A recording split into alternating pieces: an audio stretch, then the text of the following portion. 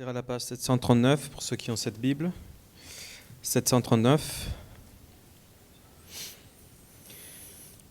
Mais comment donc feront-ils appel à celui en qui ils n'ont pas cru? Et comment croiront-ils en celui dont ils n'ont pas entendu parler? Et comment entendront-ils parler de lui si personne ne l'annonce? Et comment l'annonceront-on si personne n'est envoyé? Comme il est écrit, qu'ils sont beaux les pieds de ceux qui annoncent la paix, de ceux qui annoncent de bonnes nouvelles. Mais tous n'ont pas obéi à la bonne nouvelle. En effet, Ésaïe dit, « Seigneur, qui a cru à notre prédication ?» Ainsi, la foi vient de ce qu'on entend, et ce qu'on entend vient de la parole de Dieu. Amen. C'est la parole de Dieu. Certaines personnes que je ne comprends pas très bien sont fascinées par les pieds. D'ailleurs, juste pour la petite anecdote, hier soir, je faisais des diapos pour le message et je m'étais dit, tiens, si je mettais une image des pieds, ce serait un peu marrant. Ne faites pas de recherche Google pour des pieds moches, un truc comme ça, c'est un peu ce que je cherchais. Ne le faites surtout pas, c'est une très mauvaise idée. Il y a des gens qui aiment ça, qui aiment les pieds, qui aiment les regarder un peu comme d'autres aiment voir quelqu'un qui a de beaux cheveux ou de beaux yeux. J'ai jamais trop compris ça. Les pieds sont bizarres, c'est comme des pagaies avec des petites saucisses au bout. Je comprends le but physiologique et je remercie le Seigneur pour pour sa génie d'avoir construit les pieds comme il a fait, mais je ne les trouve pas si beaux que ça, j'avoue. La seule raison pour laquelle les pieds de quelqu'un pourraient m'intéresser, c'est grâce à ce que ces pieds sont capables de faire. Les pieds d'une danseuse professionnelle m'intéressent. Les pieds d'un joueur de foot m'intéressent, et ça c'est un peu évident. Les pieds de Michael Jordan m'intéressent. Je ne comprends pas comment ces trucs-là sont capables de faire de telles choses.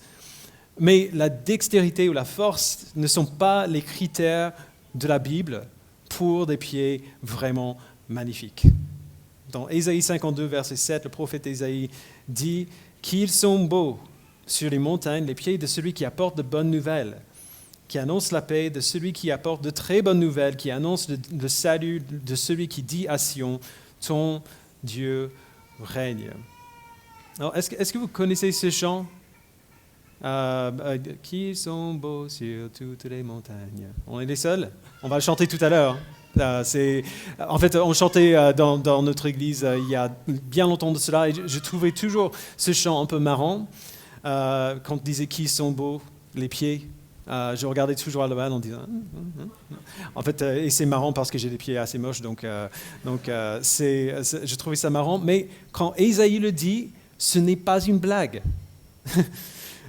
Selon lui, Ésaïe parle de la part de Dieu, les pieds sont véritablement beaux lorsqu'ils soutiennent et portent quelqu'un qui apporte la meilleure nouvelle de toute la création.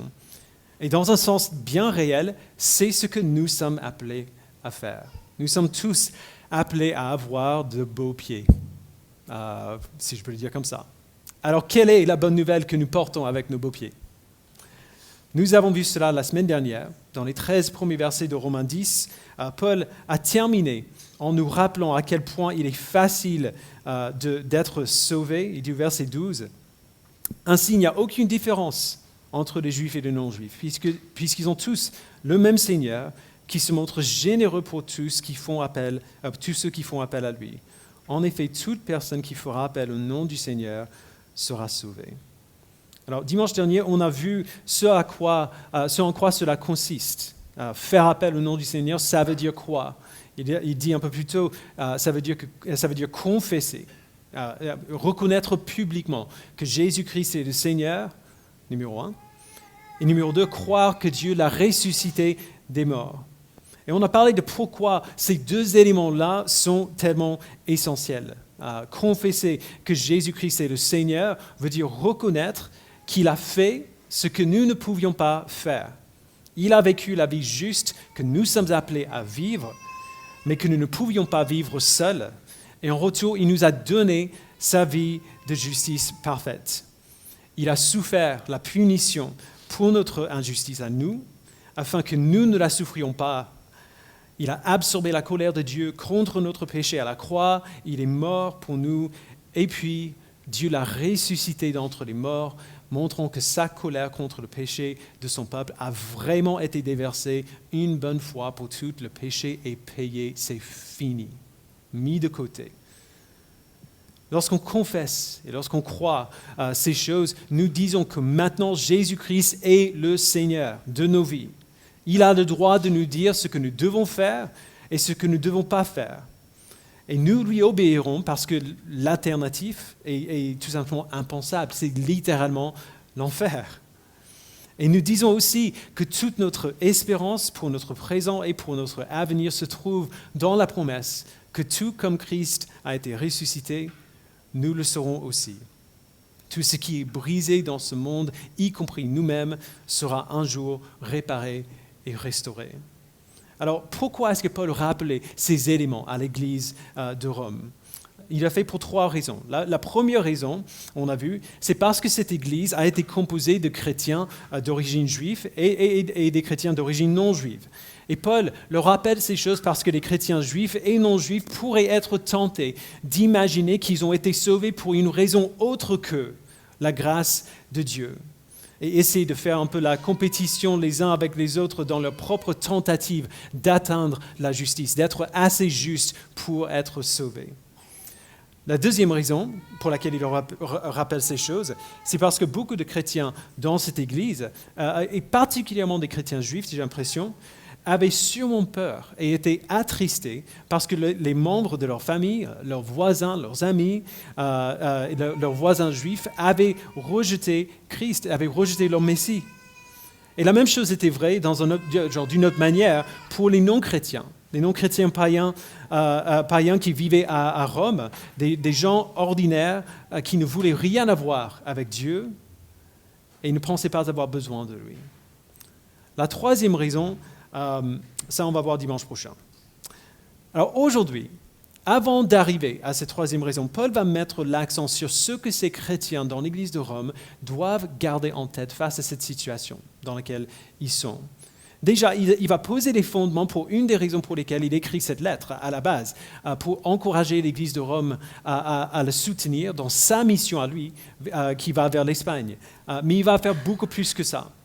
En poussant l'Église de Rome vers leur mission, il va finalement pousser toute l'Église, l'Église globale, à travers toute l'histoire vers la même mission. Alors d'abord, Paul parle simplement de la logique derrière cette mission. Et c'est tellement simple que je suis presque surpris qu'il ait eu besoin de le dire. Mais je suis reconnaissant quand même qu'il l'ait dit, parce que si peu de chrétiens, surtout aujourd'hui, moi en tant que pasteur, je suis reconnaissant pour ce passage, parce que si peu de chrétiens aujourd'hui ressentent vraiment le besoin de partager la bonne nouvelle de Jésus-Christ avec les autres. Ou alors ils le ressentent, mais ils ont trop peur pour le faire. Et donc c'est un rappel nécessaire et utile pour nous. Donc lisons encore à partir du verset 13. Il dit, en effet, toute personne qui fera appel au nom du Seigneur sera sauvée. Mais comment feront-ils appel à celui en qui ils n'ont pas cru? Et comment croiront-ils en celui dont ils n'ont pas entendu parler? Et comment entendront-ils parler de lui si personne ne l'annonce? Et comment l'annoncera-t-on si personne n'est envoyé? Comme il est écrit, Ésaïe 52, « Qui sont beaux les pieds de ceux qui annoncent la paix, de ceux qui annoncent de bonnes nouvelles. » Alors voilà sa logique. La personne qui annonce la bonne nouvelle est belle. Ses pieds sont beaux. Beaux de la même manière qu'un IRM est beau, de la même manière que l'agriculture est belle, de la même manière que n'importe quel outil productif et utile est beau. Mais dans un sens bien plus profond, parce que ce que cette personne annonce ne va pas seulement nourrir quelqu'un pour un jour ou donner un diagnostic d'une seule maladie qui pourrait être traitée pendant quelques années. Ce qu'elle annonce aura des répercussions éternelles de joie pour ceux qui le reçoivent. Mais ces personnes qui annoncent la bonne nouvelle ne sont pas seulement belles, elles sont nécessaires. Ce sont les outils dont Dieu a prévu de se servir pour sauver son peuple. Alors, regardons encore sa logique. Toute personne qui fera appel au nom du Seigneur sera sauvée. Mais pour faire appel à Dieu, il faut croire que Dieu peut te sauver de la mort éternelle et de la punition pour tes péchés que tu mérites. Et pour croire que Dieu peut te sauver, tu dois savoir qui il est. Pour savoir qui il est, eh bien, quelqu'un doit dire qui il est. Et pour que quelqu'un dise qui Dieu est, il doit être envoyé. Alors, juste entre parenthèses, par ce mot envoyé, Paul fait sûrement référence à la fonction des apôtres que Christ a mandaté pour annoncer la bonne nouvelle et pour commencer l'Église. Mais comme on va voir, c'est plus grand que ça. Je l'ai dit il y a quelques semaines, parfois, quand Dieu veut sauver quelqu'un, quand Dieu veut ouvrir nos yeux, un peu comme Loan disait tout à l'heure, ouvrir nos yeux pour voir, pour comprendre le message de l'Évangile et pour être convaincu que ce message est vrai, que cette bonne nouvelle est vraie, parfois, quand Dieu veut faire ça, il intervient de manière surnaturelle, indépendamment de toute intervention humaine. Il a sauvé l'apôtre Paul en lui parlant depuis le ciel et en le rendant aveugle. Parfois, encore aujourd'hui, il sauve des gens en leur donnant des rêves à son sujet. Il y a des milliers de témoignages de ce type. Ça arrive encore. Mais ici, Paul explique la manière normale dont les gens viennent à la foi 99% du temps. C'est ainsi que Dieu a ordonné, a décidé que cela se passe de manière normale. Quelqu'un est envoyé prêcher la bonne nouvelle de Jésus-Christ. Cette personne arrive à sa destination. Il annonce la bonne nouvelle et ceux qui écoutent apprennent qui est Jésus-Christ. Alors on n'est pas encore au niveau de la foi, pas encore, seulement au niveau de la compréhension. Ils comprennent qui il est. Lorsque la personne qui écoute apprend qui est Jésus, si Dieu décide d'intervenir plus loin, il le fait. La personne croit. Éphésiens 1, verset 13, nous dit que nous sommes véritablement des chrétiens parce que lorsque nous avons entendu la parole de la vérité, l'Évangile, nous y avons cru. Et on voit un peu plus tard dans cette lettre-là que c'est grâce à l'œuvre de l'Esprit en nous que nous y avons cru. Et ce n'est qu'à partir de ce moment-là qu'une personne est véritablement capable de faire appel au nom du Seigneur, ce qui n'est rien de plus ou moins de ce qu'il a dit au verset 9. Faire appel au nom du Seigneur, c'est croire dans son cœur que Dieu a ressuscité Christ d'entre les morts et confesser de sa bouche qu'il est le Seigneur. C'est demander à Christ de me sauver parce que je ne peux pas me sauver moi-même. C'est ainsi que ça se passe la vaste majorité du temps. C'est la manière ordinaire dont Dieu choisit de sauver les gens. Alors, il y a quand même certaines choses qu'on a besoin de comprendre parfois sur comment ça marche. Parce que quand on entend comme ça semble tellement simple. Et on regarde notre histoire et on peut ressentir un certain décalage. Il faut savoir que dans ce texte, tout n'est pas dit. Donc, juste pour vous rassurer un petit peu si c'est votre cas. D'abord, parfois ce processus prend du temps. Parfois, c'est progressif. Dans 1 Corinthiens 3, Paul donne l'image d'une plante qui est semée. Il a prêché l'Évangile à l'église de Corinthe. Et puis, un autre enseignant, un homme qui s'appelait Apollos, est venu et a continué de leur expliquer ces mêmes choses par la suite. Paul décrit cela comme planté et arrosé. À chaque fois que l'Évangile est prêché, c'est comme une plante qui est plantée, qui est semée. Mais parfois, l'Évangile, Dieu fait que ça prenne du temps pour s'enraciner dans nos cœurs. C'était le cas pour moi. J'ai entendu l'Évangile toute ma vie, mais Dieu ne m'a fait venir à la vraie foi en Christ avant mes 21 ans. Donc, il y a 21 ans que j'ai passé à entendre la bonne nouvelle avant que je vienne à cette vraie foi. C'est pas comme allumer une lampe, pour le dire autrement, c'est plus comme planter un arbre. Parfois, ça prend du temps. Parfois, il y a des périodes sèches, entre guillemets, où on a l'impression qu'il n'y a pas grand-chose qui se passe, alors qu'à d'autres moments, tout semble pousser très vite.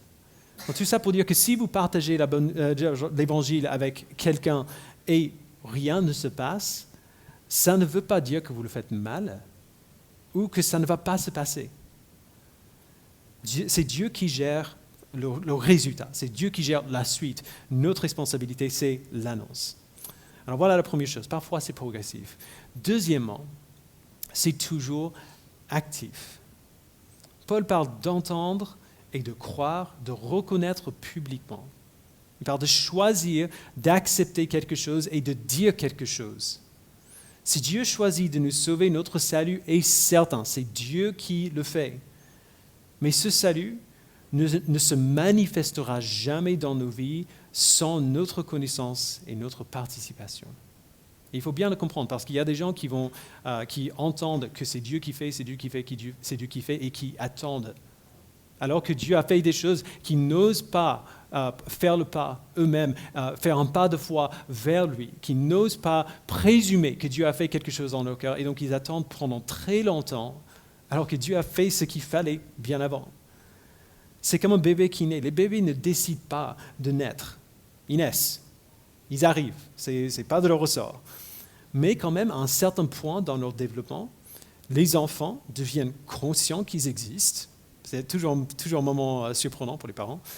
Ils deviennent conscients qu'ils existent et ils doivent, quand ils sont un peu plus grands, faire le choix conscient de s'engager dans leur existence. Ils doivent faire le choix de vivre leur vie d'une certaine manière, de devenir les personnes indépendantes qu'ils sont.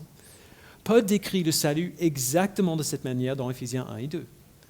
Dans Éphésiens 1, il nous fait parcourir tout le processus de notre salut et la plupart de ce qui s'y passe, c'est Dieu qui le fait, pas nous.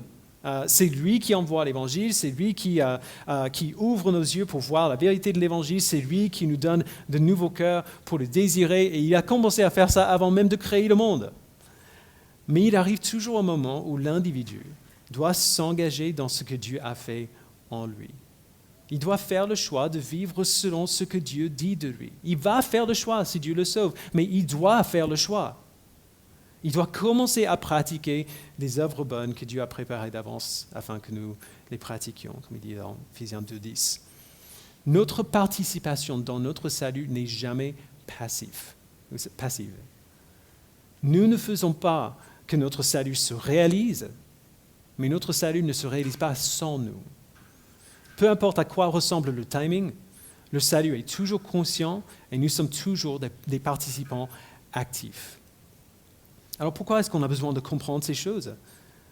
Parce que si on les comprend, si on comprend un peu plus de nuances derrière comment ça se passe, cela détruit totalement l'idée que nous pouvons être à Christ, que nous pouvons être véritablement des chrétiens parce que nos parents, ou nos épouses, ou nos époux, ou nos tantes, ou nos oncles, et ainsi de suite, que nous sommes en Christ parce que quelqu'un d'autre est chrétien.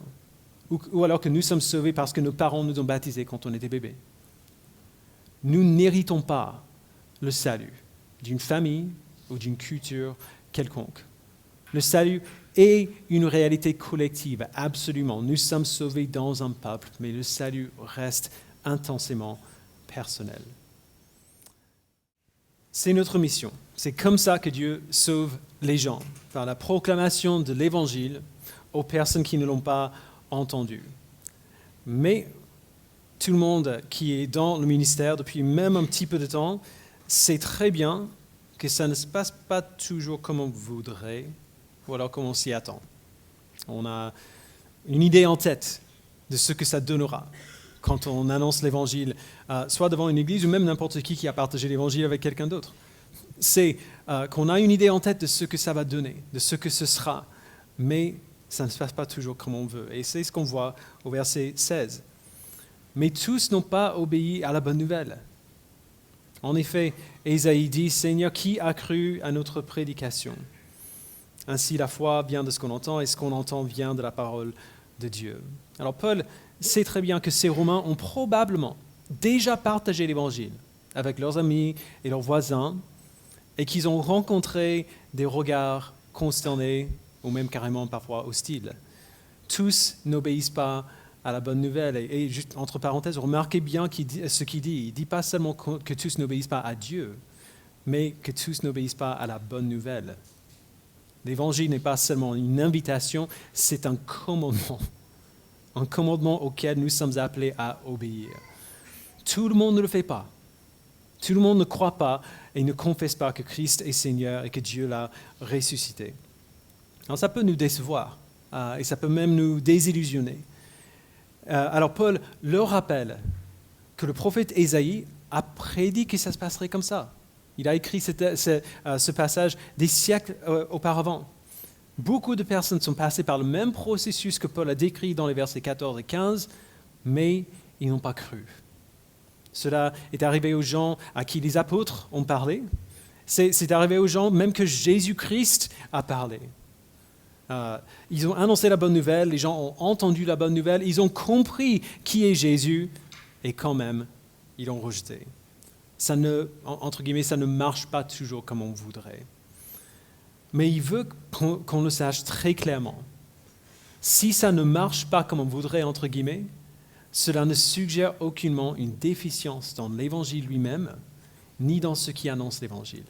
On se souvient bien de Romains 9. Dieu fait grâce à qui il veut, et il endurcit qui il veut. Le salut est son œuvre à lui, pas la nôtre. C'est lui qui décide de ce qui va se passer. La réalité que certains ne croiront peut-être, la réalité que certains ne croiront pas peut être décourageant pour quelqu'un qui veut partager l'Évangile, mais ça ne devrait pas nous décourager. Peu importe quel en est le résultat, la mission reste toujours la même. Parce que même si Dieu sait qui il sauvera à travers la proclamation de l'Évangile, nous, on ne sait pas. Quand on partage l'Évangile avec quelqu'un, on n'a aucune idée de ce que Dieu va faire. On n'a aucune idée de ce qu'il va faire, même quelques semaines plus tard, grâce à ce moment où on a partagé l'Évangile avec eux. Et donc, on continue. On parle à tout le monde. Peu importe qui ils sont, d'où ils viennent, à quelle langue ils parlent, à quel point la personne semble fermée, on parle. On annonce la bonne nouvelle. Parce que parmi tout le monde qui est devant nous, il y a des gens que Dieu a choisi de sauver. On proclame la parole parce que la foi vient de ce qu'on entend et ce qu'on entend vient de la parole de Dieu. Et qui l'annoncera si personne n'est envoyé. Alors, cet appel à aller, à proclamer, à faire connaître Christ, c'est un appel pour nous tous. Ce n'est pas que pour les apôtres ou les pasteurs ou les évangélistes. L'appel est même pour ceux qui se considèrent peut-être comme les pires parmi nous. Alors, je ne vais pas vous montrer du doigt. Il n'y a pas de pires parmi nous, mais il y a certainement des personnes ici qui pensent être les pires parmi nous. Si vous avez cette impression-là, il ne faut pas oublier que la première personne que nous voyons activement parler de Jésus aux autres dans la Bible, à part Jésus lui-même ou les apôtres, c'est une femme samaritaine adultère. Une femme qui n'est pas juive, qui a été mal vue, même par ses contemporains, même par les gens de son village, à cause de sa vie. Et en plus, une femme qui, à l'époque, n'aurait pas été un candidat logique pour cette tâche. Cette tâche, cet appel est pour nous tous. Quel que soit notre sentiment sur nous-mêmes, quel que soit notre niveau de maturité dans la foi, ou même notre niveau de connaissance. C'est ainsi que nous sommes tous appelés à vivre. C'est la mission de chaque chrétien à travers toute l'histoire.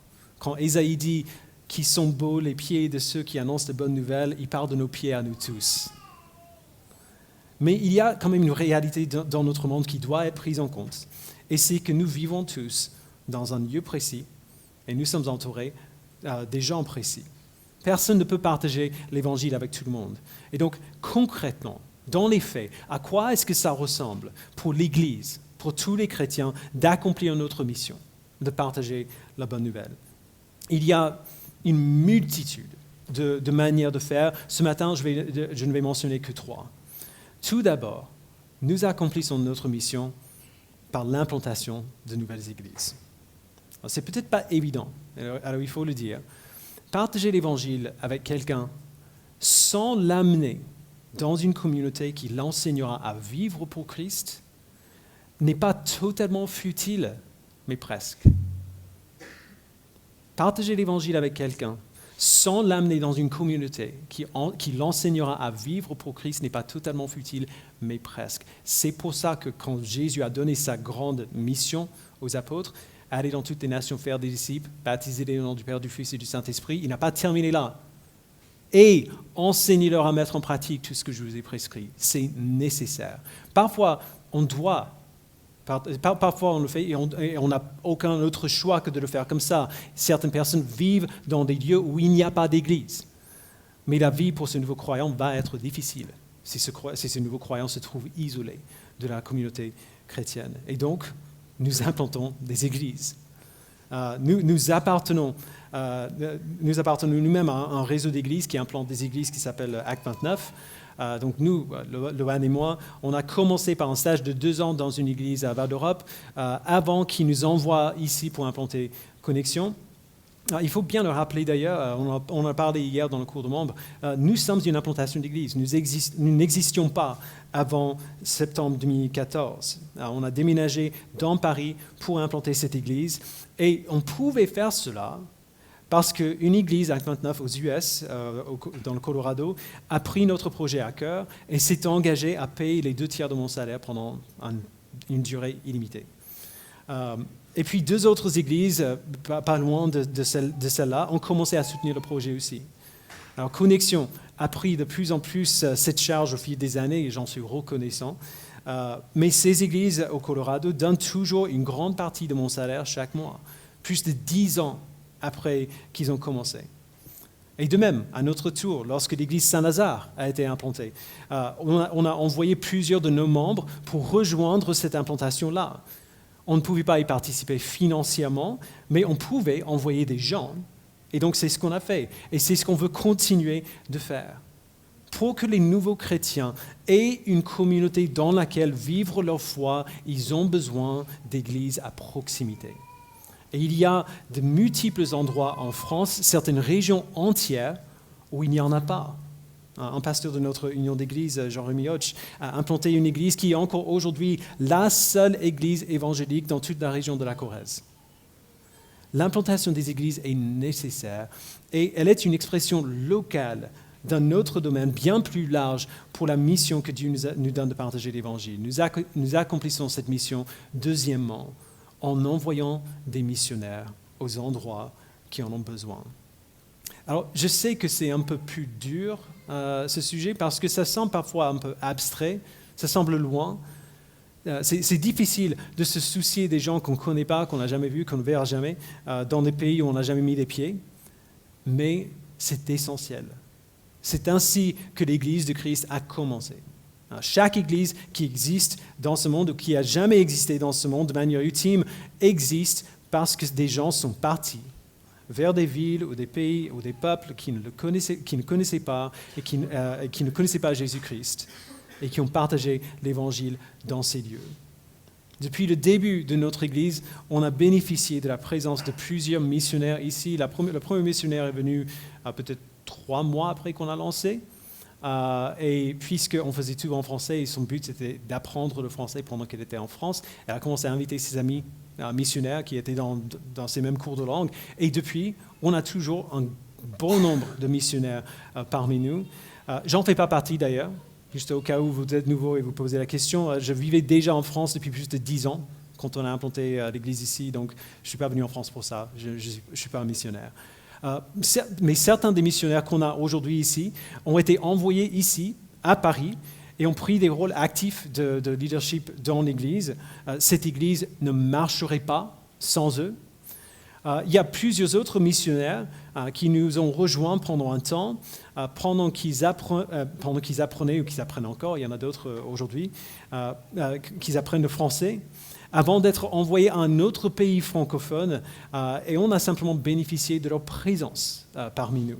Ça aussi, c'est essentiel. L'Église ne marcherait pas sans eux non plus. Mais voici la question que j'ai envie de poser quand même. Qu'est-ce qui a poussé ces gens à faire ce qu'ils font? Qu'est-ce qui a bien pu pousser ces gens à quitter leur pays, à quitter leur culture, à apprendre une nouvelle langue, et parfois même plusieurs nouvelles langues en même temps? Ils l'ont fait parce que comment les gens feront appel à celui en qui ils n'ont pas cru?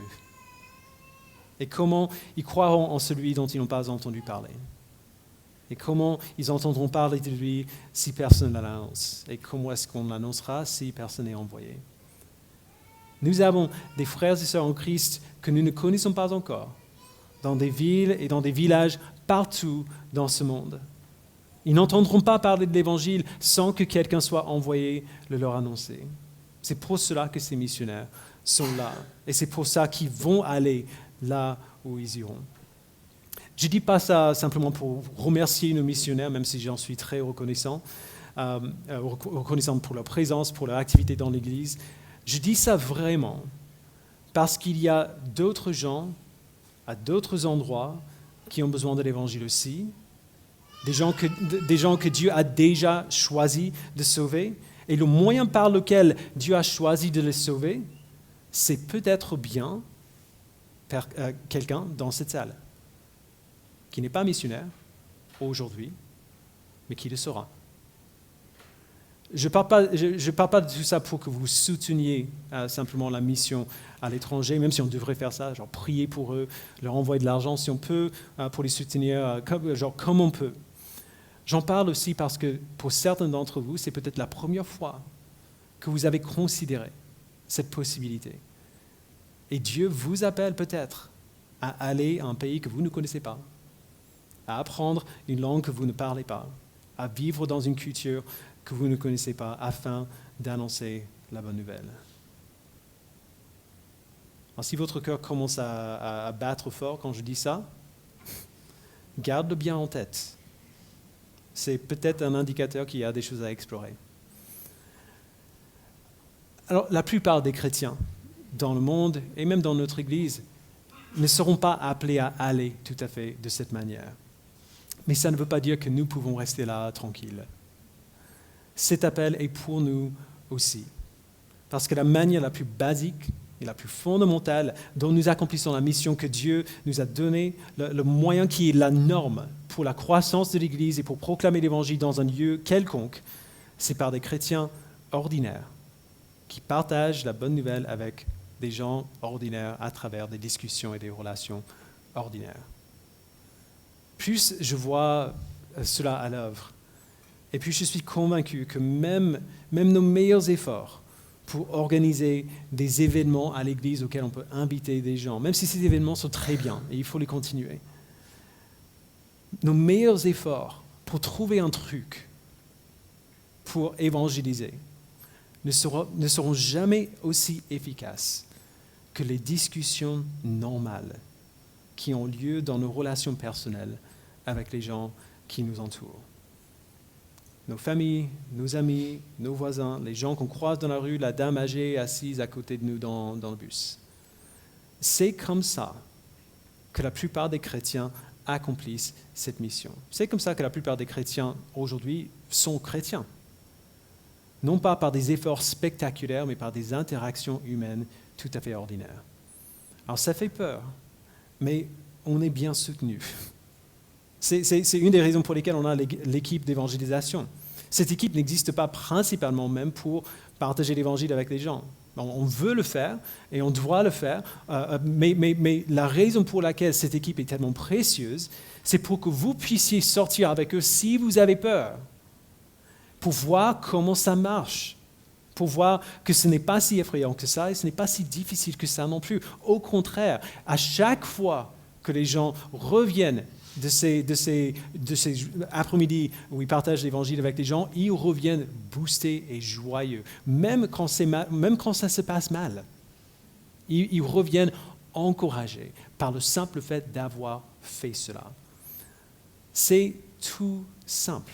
Mon histoire préférée d'évangélisation personnelle vient de Matt Chandler, pasteur américain. Matt a rencontré Christ au lycée parce qu'il y avait un ami sur l'équipe de foot qui a partagé l'évangile avec lui. Mais sa manière de faire était juste excellente. Un jour après leur entraînement, son ami est venu vers lui et lui a dit « Ah oui, j'ai oublié, je vais te parler de Jésus, donc dis-moi quand tu veux faire ça. » Et puis il est reparti. Et c'était tellement bizarre que Matt, en fait, a été curieux et il lui a parlé assez rapidement. Alors, tu parlais de quoi, là? C'est pas obligé que ce soit si difficile ou que ce soit bizarre. Surtout si on est habitué à méditer sur l'Évangile tout le temps, à avoir l'Évangile comme un sujet de nos discussions ordinaires. Qui ici est né après l'an 2000? Vous êtes quelques-uns, vous n'osez pas. OK. Ou si vous étiez petit à la fin des années 90. OK, bien plus nombreux. Vous ne vous en souviendrez pas. En 99, aux États-Unis, je travaillais dans un cinéma, j'avais 18 ans. Je travaillais dans un cinéma. Et pendant cette année, avant l'été, le film Matrix est sorti. Alors pour la plupart d'entre vous, vous vivez dans un monde où le Matrix a toujours été là. Mais je me souviens très bien de ce que ça a fait quand ce film est sorti. Parce qu'au début, personne ne savait pas ce que c'était. Mais après quelques semaines, des gens l'ont vu, l'ont revu, l'ont revu, l'ont revu, et on parlait à tout le monde autour. Tu as vu ce film? Oh, il faut aller voir, il faut aller voir. Tiens, on va ce soir. Des gens venaient à répétition pendant des semaines et des semaines et des semaines. Et le sujet de discussion à l'école, à l'église même, dans le cinéma, genre dans le supermarché, c'était Matrix pendant un bon mois. Pourquoi? Parce que c'était excellent. Et on n'avait jamais vu un truc comme ça. C'est comme ça que ça se passe. Quand on a une bonne nouvelle, quelque chose qui nous intéresse, qui nous passionne, qui nous rend joyeux, c'est comme ça que ça se passe. On en parle autour de nous.